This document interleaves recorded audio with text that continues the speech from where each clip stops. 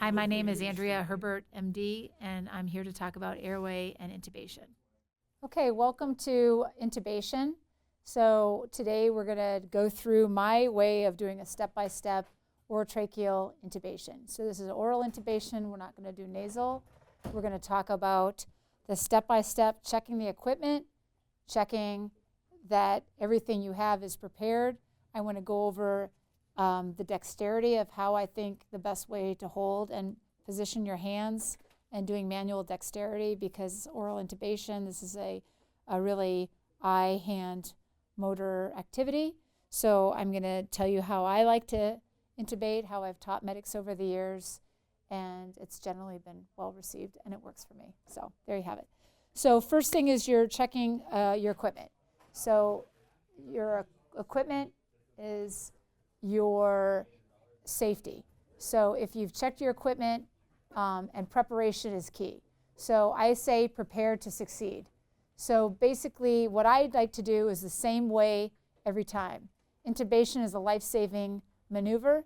Orally intubating somebody is going to make a difference in saving their life if you do it correctly. What gives me comfort in a very stressful situation is to know that my equipment is in the same place every time.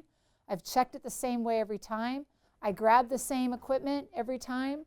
You're going to find out what size blade you like and what kind of blade you like. So I'm just going to go over some basic pearls and words of wisdom for doing an intubation. So here's your airway roll. You want to have different sizes of ET tubes available, different stylets available. They're all flexible stylets, and we'll talk about that a little bit more. You have a handle and different choices of blades. There's curved blades, and then there's straight blades. So we're going to talk about it a little bit more in the video. So a straight blade is also called a what? Miller. Good. And a curved blade is also called a Mac or Macintosh. Okay. So I'm not here, I have no investment in either one. You need to try and practice on both. Definitely on the mannequins, practice with both. It'd be ideal if you can do intubations on live patients with both. I learned very early on that a curved Mac 4 is my go-to. And you'll hear from Ryan Wyatt, and I believe that's his as well too. And I really admire him tremendously, and he's an excellent intubator. So a lot of us in emergency medicine really like the 8. The 8. Remember I said an 8 ET tube is for a man. So a curved 4 Mac blade. And what do you see that's similar about the Mac that may be why it's ideal for intubating? Looks like a tongue, right? So perfect. So it follows the shape of the tongue, okay? It's really good for getting a big tongue out of the way. Now, a straight blade or a Miller definitely has its advantages too. I will tell you this, most anesthesiologists, a Miller, a big Miller, is their go-to blade in a difficult airway. When they come to the emergency department, they give me a big Miller, okay? So they like that because they really like to just yank the entire structures, the tongue, everything down to larynx out of their way, and a long straight Miller can really lift everything up and make the cords appear. It doesn't have the advantage of curving along the structure of the tongue, so to speak, but it does lift everything. Sorry. Oh, you're a doctor. You're allowed to have your So just so you know, so practice with both. I like a curve 4 because I can get just about anybody intubated with a curve 4 Mac blade. Okay, a smaller mouth, I'll go for a 3. You can see the size difference. Okay. So when I'm checking my equipment, so I said you have ET tubes ready, you have stylets ready, you have a handle, okay? The way you know the handle is working, and the blade is you connect them, okay? You want to see your light, that it's what? Light is white, bright, tight connection, okay? Don't pinch your fingers here, okay? Wear gloves when you're doing this, okay? And make sure you leave the light on long enough. If you're in a dark area or whatever, make sure that, or I should say if it's bright, it's harder to see if the light is bright, but really make sure the light stays on. Sometimes the light will blink in and out, and then you have to check to see and get another blade And if that doesn't work, then maybe it's the handle's fault. So you have to see if it's a blade problem or a battery problem in the handle. Okay, so you check, and this is fine. So this light's staying on. So I'm good to go. So you never do this. So you've checked your light and you feel like it stayed on bright, tight, white, long enough. You never do this. Okay, I don't care if you're just ready to intubate right now. You don't, that's poor technique. Okay, you close it. Okay, you don't leave the light on. Okay, because that's wasteful. And if it turns out to be a very difficult intubation and you're in there a long time, then you've now limited, if that light stays on for like a minute or two, you've now limited the lifespan of that bulb during your intubation. Because the worst thing is to lose your light right when you're searching for the cords, especially in a difficult intubation. So I check that I have the right blade, the right handle, the light is good, I have a good connection, I put it down. I told you I use for all men, and here I have a male mannequin, I'm going to give him an 8, okay? So if you're handed an ET tube like this, you can choose how you like to curve it. I like a gentle hockey stick, okay? That works really well for me. I think that is too angulated and too severe. And Elias, speak up anytime. Is this what you like, a curved hockey? Thank you. You must have been trained well. Okay, so some people will go like straight angle out like this, a 90 degree. I think that's very pokey and I don't like that. So I like to just have it like curved so it's not in my way, and I like a right angle like that. Okay, so it's not going anywhere. Okay, you'll go over in the video at least 1 centimeter to 1.5 centimeters, the tip of the stylet from the eyelid or the end of the ET tube. Okay, so if I do a good 90 degree angle, there's no way that this is going to migrate through the tip of the ET tube and potentially hurt the soft tissue of their distal trachea. Okay, so then there's the balloon. So I've looked at my ET tube. I like my hockey stick configuration. I like my malleable stylet. It's not going anywhere. Then I check my balloon. So if the cuff is already deflated, you get a 10 cc syringe and you get a nice tight fit and you blow it up. Now you'll see that that didn't make this tight all the way, so you have to get some more air into it and blow it up until it's taut, come out. Some ET tubes, even though they're brand new, they may have a little tiny microscopic leak in the cuff. It's called a cuff leak. So what you want to do is not just blow it up and then deflate it and say, oh, it looked good. It's like blowing up a balloon. Oh, it went all the way up and I'll just take it down now. You want to feel it. And you basically gently pinch, and there should not be a, like feeling a balloon, where you feel a balloon and you feel like some air is coming out of it. So it should stay taut like it is here. So as such, this is perfect, okay? You're not going to really hear the leak. You're going to maybe feel it and it gets softer and not as tight, and then that means there's a microscopic leak, okay? So I'm comfortable with the amount of air that there's not a leak, and then I get my syringe decompressed, and take all the air out, okay? And like such. So you get all the air out, then fill your 10 cc all the way. So it's a stressful situation. You want to have everything ready. You don't want to have to, oh shoot, I forgot to have my syringe filled up with air. So it's like one step if you're ready to intubate and you realized you have a decompressed syringe attached to your ET tube. Then that's one step. Now you're stressed out and you're disconnecting, and so have everything ready. Or if your assistant's handing it to you, they should hand it to you as such, okay? Ready to inflate and go. To lube or not to lube, okay? So if you're going to lubricate the cuff, okay, I would recommend doing that in a patient that is dry-mouthed. Who do we have? What population do we have? Significant percentage of the year in southern Arizona. Dehydrated, right? Dehydrated patients, whether it's border crossers, dehydrated patients, we have quite a bit, okay? Their mouths are going to be dry as dry can be. I would recommend you lubricating. When you lubricate the end of an ET tube, you are not lubricating down here at the tip, okay? That's not where it needs to be. It's lubricating the cuff. Very small amount of sterile lubricant, and you just coat it lightly. It should not be glopping. It should not be dripping. It should not be big squirts of it on there, because where is that lubricant going to go? Where is that surgical lube going to go? It's going to go in the lungs, okay, and that's not appropriate, okay? So it's basically just a glistening layer so that the ET tube does not get stuck on the tongue or the soft tissue as it's migrating past the tongue, going to the cords, promised land where it wants to be. Okay, So you're going to have your BVM. This is something you're doing before you're ready to intubate. So patient should already be on non-rebreather, and then put on a non-rebreather, or you go ahead and start bagging the patient, okay, depending on what the situation is. So I don't have a BVM, but you're doing good seal, good BVM respirations. So for your equipment, if you suspect that there might be a foreign body, you need to have McGill forceps available. Certainly as somebody that went into sudden respiratory distress, particularly a child that was awake and playing and all of a sudden is unconscious or in respiratory distress but not unconscious yet, you better be thinking of an acute foreign body obstruction, a toy, a piece of food, whatever. So have McGills ready in any kid with respiratory distress. It's critical.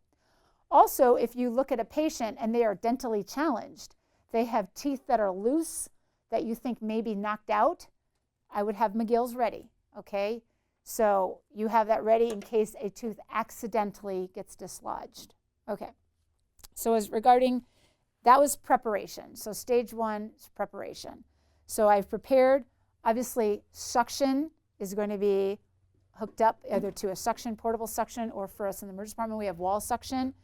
I like to have everything on my right. So I have suction on my right. I have my equipment on the right that I grab for. Okay, the monitor can obviously be on either side.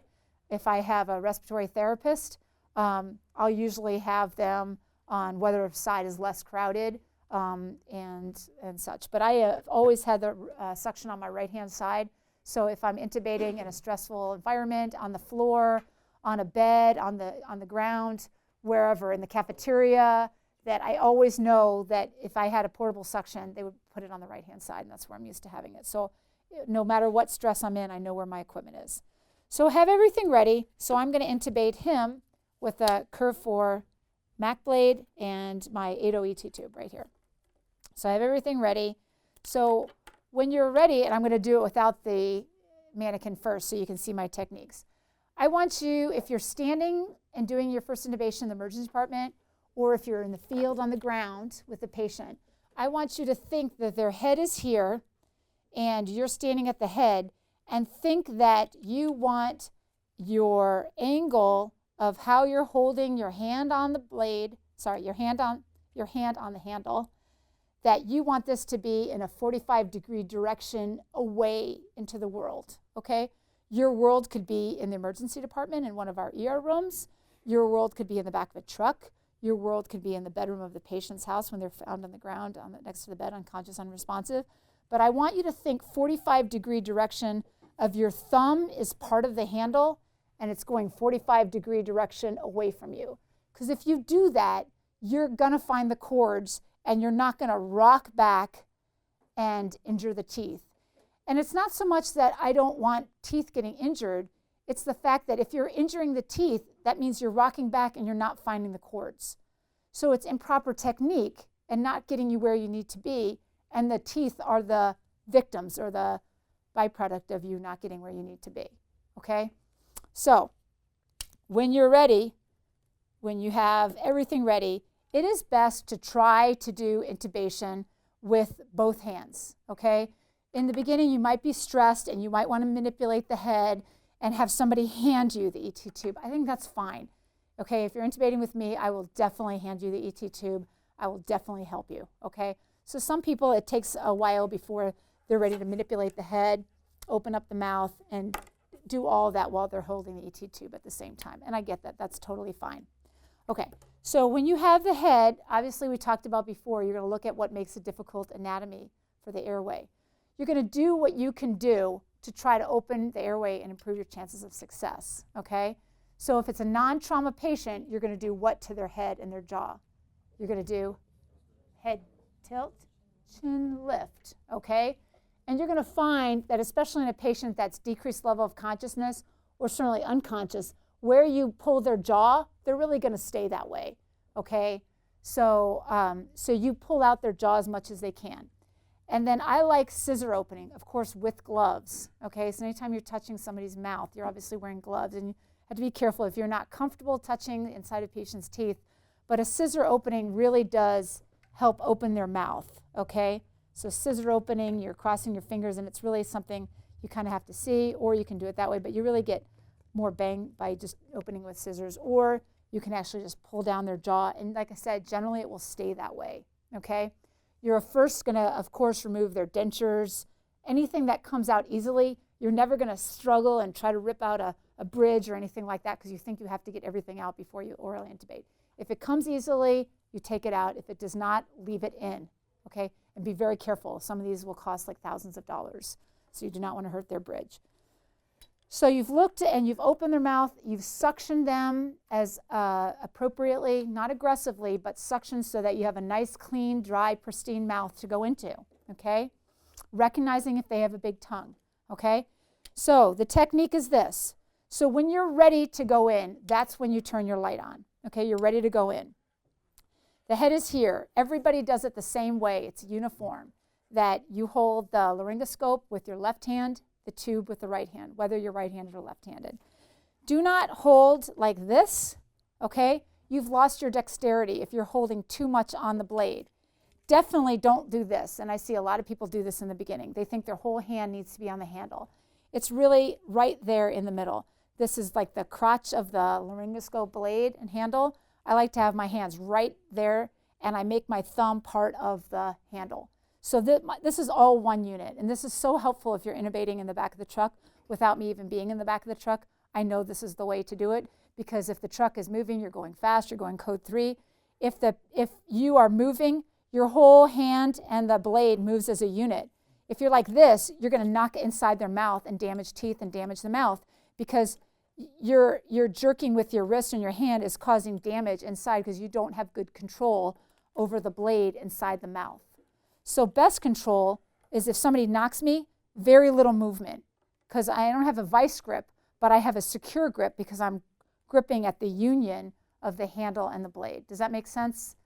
Okay, so think of it this way, that you are, as a unit, you are holding it at the crotch of the blade and handle, nice and secure, and when you go into the mouth, after you've done your scissor opening, mouth should stay open, you open the right corner of the mouth and you sweep to the middle. Almost always, every paramedic on their first attempt to intubate goes straight into the mouth, okay? They're excited, they're stressed, it's adrenaline situation, and they think, blade needs to go into the tongue, okay? But actually what's gonna happen? The tongue's gonna flop right into your view. It's gonna flop from the right or to the left, right in your view, and block your view of the cords. So you have to start in the right corner of the mouth, and this is the same with the Miller as well. You need to do it with Miller as well. Start in the right corner of the mouth and sweep to the middle, and remind yourself that it's a 45-degree direction away, okay? So there should never be any rocking back of your wrist. If you do that, you're gonna hear the click on the mannequin. You're gonna hear you're hitting the teeth in the field. I'm gonna tell you, I'm going to be looking right in the mouth and say, on the teeth, you're on the teeth, you're on, get off the teeth, get off the teeth, because you're looking for the cords. Whoever your supervisor is seeing where you are oriented in the mouth, okay? And you have to be mindful of where you are in the mouth. On babies and toddlers, they won't have teeth. So when you rock back, you're going to injure what? Their gums, and you can cut and tear their gums, okay? So there's never rocking back of the wrist. You keep your forearm and your all the way through your wrist is as a unit. Keep it locked. Doesn't mean you're like in a vice grip, but you really keep it at a 45-degree angle, and you don't have to have strong forearm strength. As you can see, I don't have well-developed forearm strength, but I'm a really good intubator because I know not to do this, and I know to keep this all solid as one unit. Question? So why do you always hold the blade in the left hand regardless of dominance? It's just, it's a standard that's just accepted across emergency medicine and anesthesia. So also, good point, that do you see here, you asked the question, the laryngoscope blade is so that, do you see this? So that the laryngoscope blade is structured so that the ET tube is sliding down the middle. So it has to approach from the right to go in as such. So it's the way the laryngoscope blades are designated as well. So that's really the main reason. So by conformity is why it's that way. So right corner of the mouth, okay? So the blade right corner of the mouth, you almost always have to go in a little bit further. and you are going to do motions that are going further down, not rocking back, okay, and never jabbing, okay? And it's a little easier to show on a mannequin than my hand suspended in midair. The key thing is that the ET tube follows what you just did with the laryngoscope blade. Corner of the mouth and advance it. If you go straight in like this, you've now blocked your hard-fought view of the cords. So again, corner of the right side of the mouth, sweep it right into view of the cords. Do not advance the ET tube unless you see the cords. You might not see all of the view of the cords. If you see limited, you're going to see the posterior, okay? Because the difficult airways are more anterior. And that's when you have to rely on somebody giving you more crike pressure if you don't see a full view of the cords. So you go in, and you never, ever, ever take your view off the cords. So you don't need to talk to the driver. You don't need to talk to somebody and say, hey, you have suction ready for me, right? Oh, crap, I just lost my view of the cords. Okay, or say you drop this. Oh, crap, I just lost my view of the cords. Somebody's there to help you. Don't look for the suction. That's why I see people make mistakes. They go looking for suction, they drop their ET tube, or they didn't want to hold it. They wanted to open the mouth a little bit more. I can't find it. Oh, here it is. Okay. Or be a good assistant. I've had so many people over the years hand me an ET tube like this. So don't do that. Hand it to them, and their hand is out like this, right in like that. Go. So hand it to them the right way, okay? Everybody knows, hand it to me the right way. Hand me a McGill the right way. I don't need to look away if you hand it to me the right way.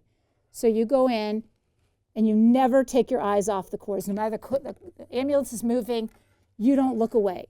And it is uncomfortable, okay? If you can't get the intubation right away, you still have to keep your forearm, wrist, and hand in a unit locked and loaded like that. You just can't, I'm getting tired and want to relax your wrist. You can't do that or you will not find the cords and you'll hurt their mouth or the teeth. So you put it in, and hopefully you have an assistant, okay, that is going to simultaneously take the stylet out. You can back out, and that's another mistake I see. You need to back out the laryngoscope blade in the same angle you went in. So you went in nice and gently. You started at the right and swept to the middle. You back it out gently. You don't have to back it out to the right, but some people just pull it out, and they knock the teeth out on the way out. That's not right.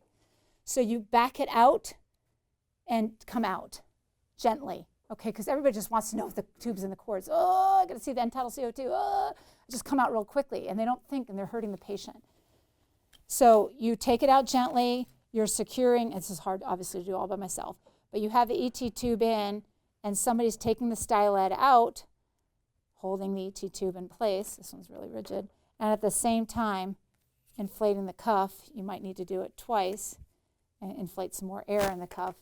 And end-tidal CO2 should immediately be available. Easy cap, really nice and fast. What's the color change mean? What's good, what's bad? Gold is good. Purple poor. Okay, so yellow or gold is good. How many breaths do you need to have reliable, good color change? How many? At least 3 to 5 breaths. It really should be at least 5. Okay, the more the better, in other words. Okay, so what was I also going to say? So the securing in the field, you're going to have marketed tube securing devices. In the ER, we have respiratory therapy do it with taping the tube, and you can watch them do that. So means of confirming that you are intubating the patient correctly, that there's good ET tube placement in the trachea, not in the esophagus. What's the number one most accurate way that you can confirm your ET tube is in the trachea? Capnography. Okay, if you don't have a capnographer, easy cap is just fine too. Okay, capnography is better because it's measured electronic data rather than an easy cap. Easy caps can be old. They could have malfunctioning from the manufacturer. The chemical could be old or desiccated and not change color. If you think you did an excellent intubation and you saw the ET tube go through the cords and your easy cap is reading purple, I would suggest you get another easy cap. Okay, break up another bag, it's fine. in general, I'm going to tell you this. Do not take out an ET tube that you witnessed it go through the cords and you did not have any suspicion it was dislodged. You can put a tube through the cords and then all of a sudden your ambulance takes a big turn and you hadn't had it secured yet and your hand pulled back and you pulled the ET tube back. Or unfortunately, I see the medics when they're transferring the patient from the ambulance gurney to our stretcher in the emergency department, that tubes get dislodged then, okay? They're like, who's got the tube? Oh, I've got the tube. And somebody grabs the tube as the patient's being transported over to the bed. And all of a sudden, then the tube's like hanging out this much. And I'm like, oh my God, nobody secured the tube, okay? So it's patient movement or your hand moving when you reached for something. You had a hand on the ET tube, but you reached for something and you didn't realize that part of your body stretched when you reached for something in the truck. And so that's how tubes, it's not meant to be. It wasn't intentional most of the time, but it happens that tubes get dislodged. And they maybe just get dislodged where the balloon goes just right above the cords, but or it goes higher up in the oral pharynx, and that's not where we want it to be, okay? So we want the balloon past the cords, all right? So fogging of the ET tube is good to note and important medically legally that you see fogging of the ET tube, okay? Breath sounds bilaterally and equally over both lung fields you need to document. No breath sounds heard where? Over the stomach or epigastrium, right? Okay? Those are all important, but the most accurate medical legal definition of a secured endotracheal tube is end-tidal CO2 capnography, better than easy cap, okay? Quick question. So you talked about the order of, you get it in, you pass the cords, and then you secure. Yes. Can you touch on for them when they let go of the tube? Right. So it's hard with me by myself, but it's kind of all. Why don't you come up here with me? So, so when you are inflating, there's three things that need to happen kind of at once, because if you have help, you can really do it all at once. So you've got the blade in, you've got the ET tube through the cords. You can have, if you're by yourself, a lot of people hold two, and Ryan will show you some techniques because he's by himself, obviously a lot in the helicopter, so that you blow it up and then you get rid of that and you can hold them both together. So you definitely need the balloon up. Okay, you're not gonna be able to feel it when it's in, but you need the balloon up, and you do not take the stylet out until the balloon is up all the way. So always think, I see the cords, I blow up the balloon, and then the rest kind of happens at the same time, that the stylet comes out, and you want to hold that like that. You want to hold this stylet. I mean the right here, like that. Yes, yeah. Ma'am. So I'm in, and the ET tube is in, and I blew up the balloon. So coming out and taking the stylet out, it's pretty much at the same time. I certainly usually come out first because it's so crowded in there and there's so many hands in there. So it helps to get the laryngoscope handle out first. So I come out, I close this off, and then usually, like I said, I have a ton of help, but somebody holds the ET tube and takes the stylet out, okay? So that actually kind of can happen simultaneously. But what can't happen, this has to go first, okay? So if you think about it, if you're pulling out a stylet out of an ET tube that you don't have the balloon up, what can happen? You pull the tube out on top of the cords, okay? And then you realize it, then you blow up the balloon, and then the balloon might be above the cords or at the level of cords, and it'll hurt the cords if you blow up in the. So just be gentle getting the stylet out. It usually comes out pretty readily. And another trick of the trade is when you're holding an ET tube, and I'll just have you be ready for my assistant, when you help me with the mannequin here, that it is very important to watch where your hands are on the patient. You need to be respectful, and you need to not hurt the patient. You don't mean to, but I don't want to see any of this. So when you're getting ready to intubate the patient, I don't want to see any of this. Like, okay, you ready? Everything ready? And you're just, like, this is not a table, okay? Their faces are not, and you'd be surprised, okay? Their face is not a table. It's not a landing place for your hands or your tools or your instruments and stuff like that. So what you can do is you can have your hands around their face and definitely be ready, okay? And let me get my hockey stick back again. We'll do it on the main mannequin here. And so you can definitely be ready. So I've been bagging, the BVM comes off. I'm not a trauma patient here, so I'm going to really try to hold the head down. And I think I'm going to have to actually have you hold it. Devin said you have to hold that. So I have really good head position. I'm ready to go. I've got all my equipment over here. I've like everything I have over here. So I do my scissor opening with my hands.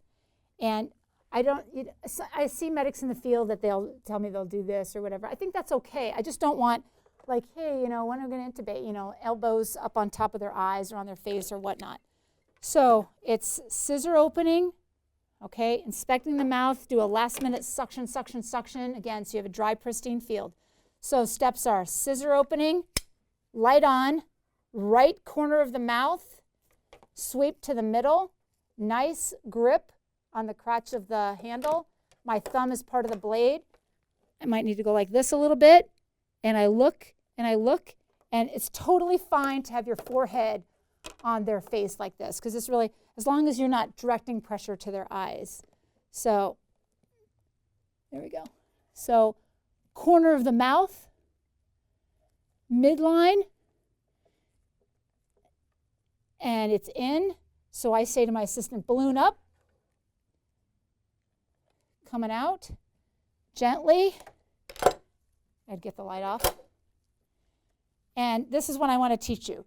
Do not hold the ET tube up high here, because all of a sudden your driver comes to a complete stop, and you go forward and you pull the ET tube out, or you fall backwards and you pull the ET tube out. Even though the balloon is up, let me just tell you, that balloon is not much of an anchor, okay? It's going to go wherever that hand is that's holding the ET tube.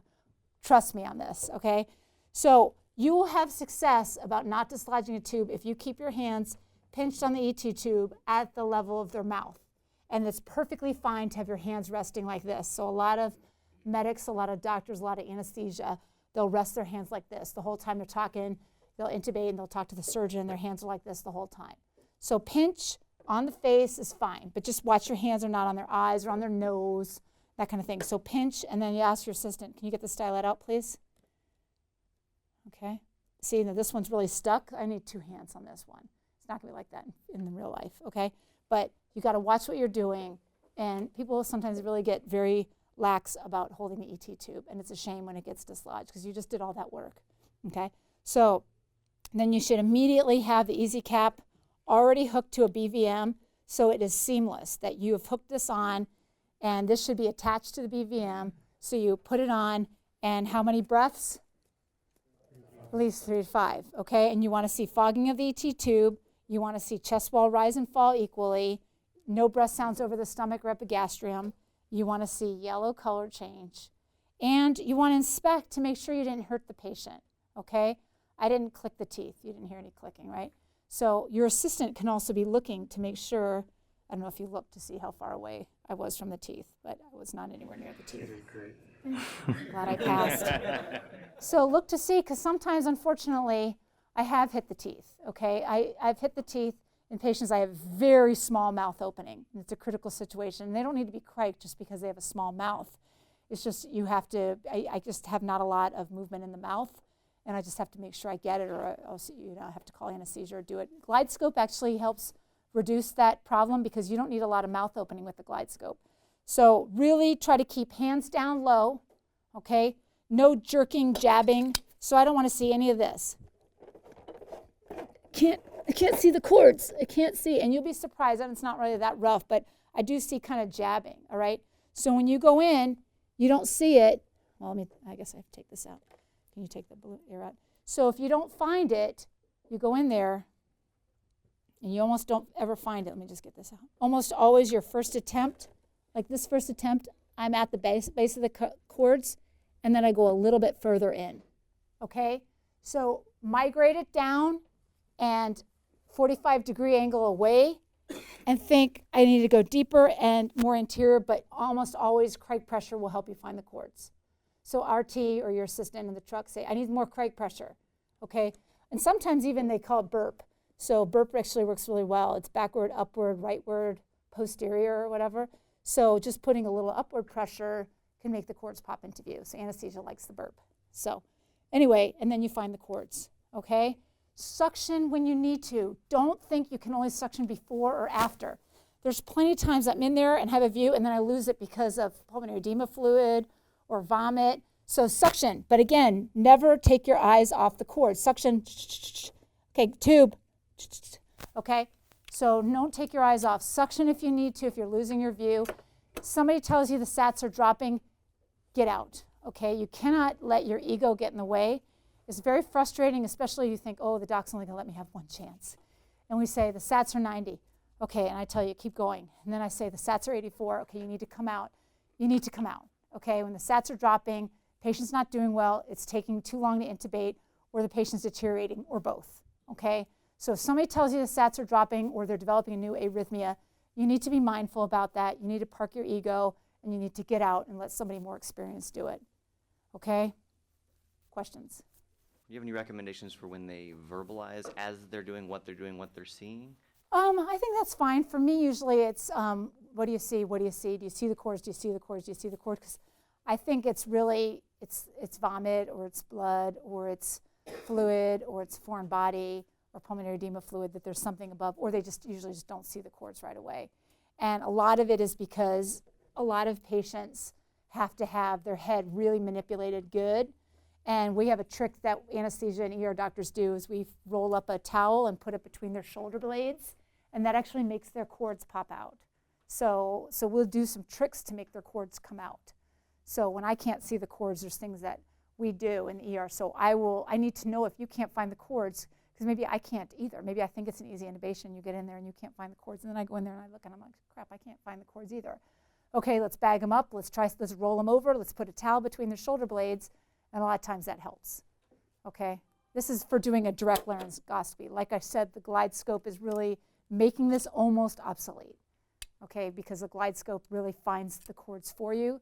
The only time the glide scope lets you down, difficult airways, bloody, fluid-filled airways, because you just can't, because you're depending on a video. So if your view is blocked by fluids coming up, you have to suction as fast as you can see on that video. It's often better to be actually in there yourself doing a direct laryngoscopy when there's a fluid-filled field, shall we say.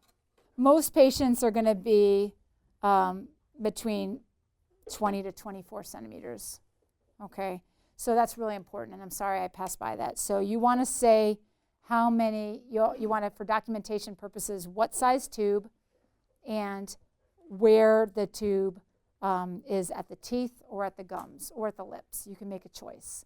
If they have teeth, we generally, by tradition, say 20 centimeters at the teeth with an 8.0 ET tube, no complications, okay? Or if they don't have teeth, then you say at the gums or at the lips. But teeth and gums are a little bit more accurate because the lips obviously kind of move, you know what I'm saying? So yeah, that's the standard. So if you go and see your partner did intubation and you see this much, you see it like really buried, see just the cap of the ET tube, so to speak, at the level of the mouth, then you know what? That it's what? Right main stemmed, okay? So that's also important. So any intubation, it's your job as a medic. It's really not good care if you have not auscultated that patient before you've intubated him. You need to listen to the patient's lungs before you intubate, because you have to know what they are before, so you know what they are after you've done an intervention. And there's not much bigger interventions than intubating the patient other than cracking them, putting a chest tube in, or cutting open their chest. Or, you know, so that's a major intervention in the patient. So you want to know what their lungs were like before you intubated them, and therefore what afterwards, okay? Because if their lungs were perfectly equal bilaterally, and then it was your first intubation, and you don't hear good lung fields over the left, or just a bit diminished, but they're good on the right, you've probably right main stemmed the patient, okay? And like I said, it's not the end of the world, but it's not perfect, and we want to just make it a little bit more perfect. So as soon as you pass the cords, then that's when you pretty much know that you're in, so you just pass the cords. Very good question. Thank you. I didn't go over that either. So as soon as the ET tube, you see it, go past the cords, stop. And that will prevent you from right main stemming the patient. Because I think that's what happens. A lot of people are so excited or stressed. They see the cuff go past the cords, but they think they've got to keep going. And that's not. You just go past the cords. But making sure it's past the cords. You don't, it's not like just a few millimeters. Like, get it past the cords. But don't go further than that. And a lot of people just shove, and then it's going to be right main stem. So it's a very good point. So as soon as the cuff is past the cords, you're good. And if you're pulling up to the hospital, the first thing we're going to do, obviously checking ABCs and this patient's stable, we're going to get a chest x-ray. Anybody that rolls in intubated, we're already calling respiratory therapy, and we're calling x-ray to get a portable chest x-ray. And the doctor sees it within 10 minutes. So we'll know right away if the patient's right main stemmed. So really good points. Thank you.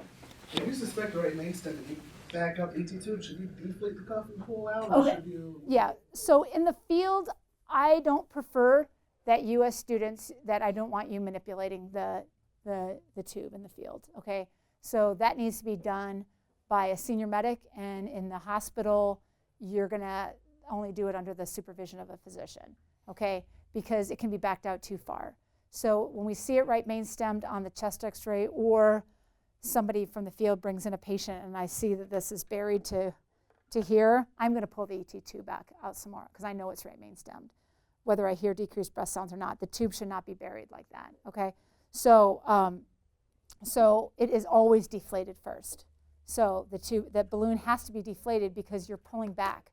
So you don't do any manipulations with the tube forward or backward or anteriorly or posteriorly without having the cuff deflated, okay? Or else you could hurt the inner linings of the trachea and hurt the tracheal rings.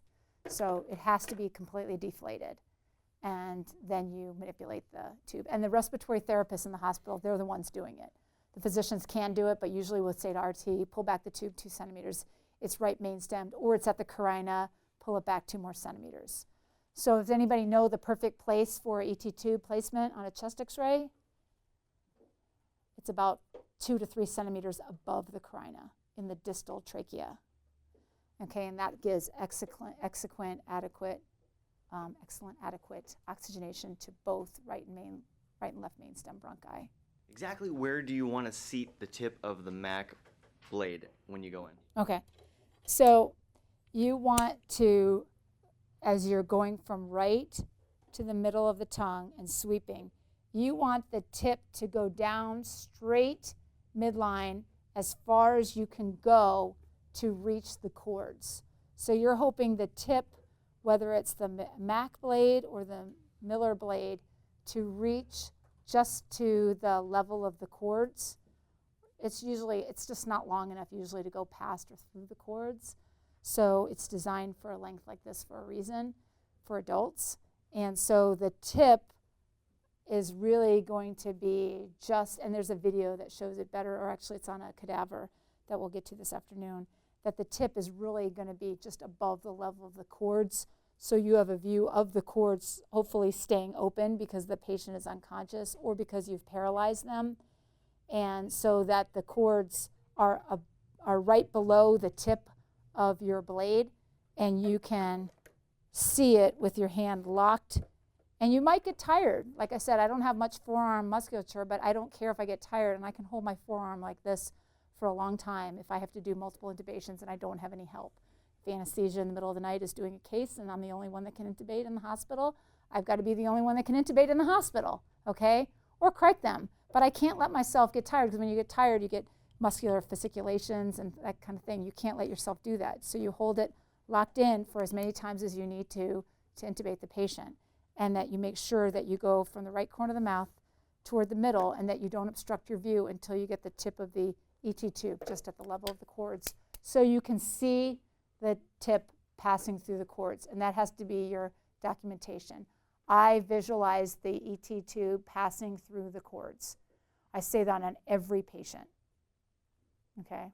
Or if I have a poor view, then I'll be honest and I say I had a poor view of the cords, limited view, only the posterior cords, but I slid the ET tube past the posterior view that I had of the cords. So that will stand up in court. Question? So in the pre-hospital setting, if you get a visualization of the cords and they're closed, what do you do from there? You're not going to intubate through closed cords. So you tell your supervisor, I can't pass the tube, the cords are closed. So it's usually going to be because the patient's breathing or they're in spasmodic closure. So you're seeing them when they're breathing, they just haven't opened up their cords yet. Often if you can wait a few seconds, if they're waking up or they're awake, then the cords will open back up. But generally, you're going to be only intubating patients that are unconscious or they're done through RSI from somebody else that is trained in RSI. So generally that'll be in the emergency department more than it would be in the field. What about anaphylaxis and swelling? Okay, so in anaphylaxis and swelling, you're gonna, and we did talk about that. So what size tube are you guys gonna grab for anaphylaxis? Okay, you're gonna get a smaller one. Okay, so a woman you could get a 5 and a man you get a 6. So 2 sizes down, or half size, or a couple half sizes. So, and you have to be, in anaphylaxis, you really get 1 shot. Okay, like I told you about my trauma patient with the laryngeal fracture, that the trauma surgeon was standing over and said, you have 1 shot, like meaning he really didn't even want me to try. Little confidence. So you have 1 shot in trauma to the neck, you have 1 shot in anaphylaxis.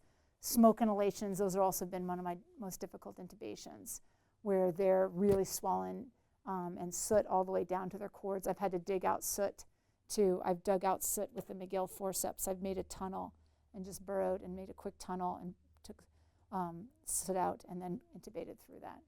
Of course, I could have criked them, but I was pretty fast, so I got it that way. So there's different ways to do that. Certainly going straight to a crike one, that would be fine too.